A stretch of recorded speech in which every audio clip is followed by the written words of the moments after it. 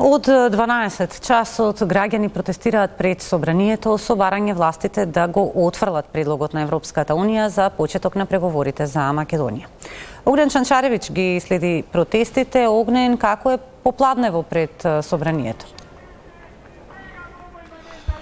Марија, пред некој половина час тука и официјално на разгласот кој што е овде поставен пред собранието, некој од активистите на левица соопшти дека протестот завршува и дека ќе продолжи утре во 11 часот.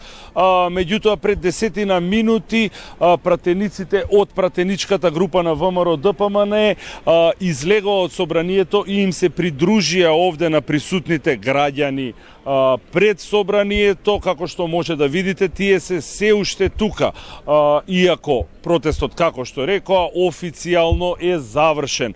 Околу 17:30 часот овде пред собранието дојде и преседателот на ВМРО-ДПМН Христијан Мицкоски, придружуван од неколку градоначалници и застана тука спроти собранието. Околу нега беа симпатизери, граѓани симпатизери, членови и активисти на партијата.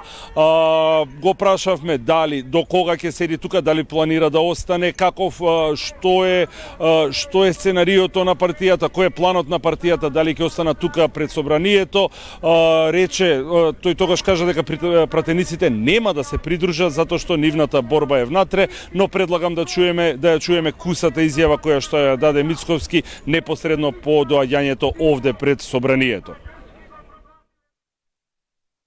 Ќе останете пред собранието, се враќате во партија, до кога ќе седите овде? До кога е потребно? Цело време.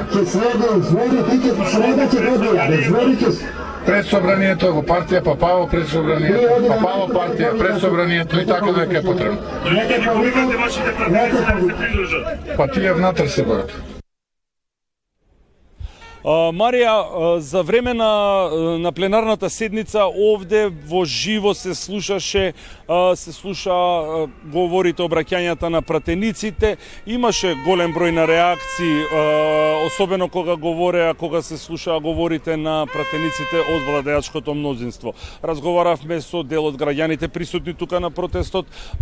Сите истото го порача апсолутно не да се отфрли францускиот предлог, затоа што е штетен за државата и за македонската нација. Но предлагам да чуеме што точно мислеа и кој е ставот на граѓаните кои беа присутни овде на протестот пред собранието.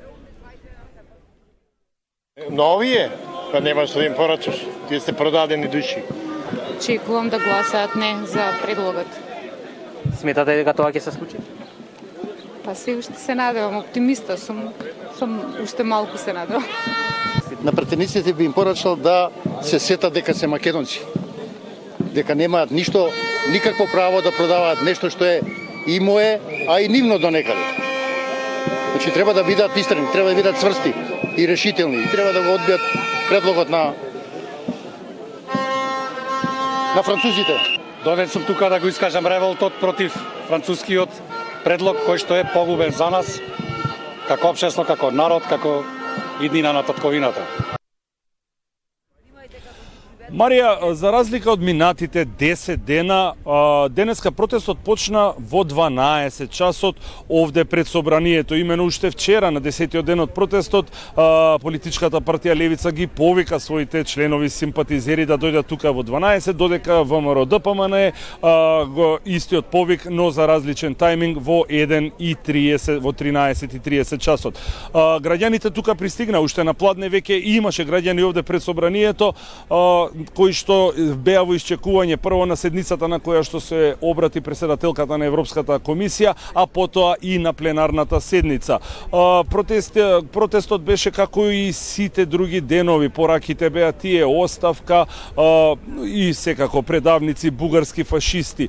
Може да се каже дека беа релативно мирни. Во еден момент кон зградата на собранието полета јајца, тоалетни хартии, но и некој тврд предмет, поради што од МВР се уапсени, од полицијата присутна тука се уапсени 5 лица. Предлагам да видиме што се успеа да фати објективот на камерата на Телма.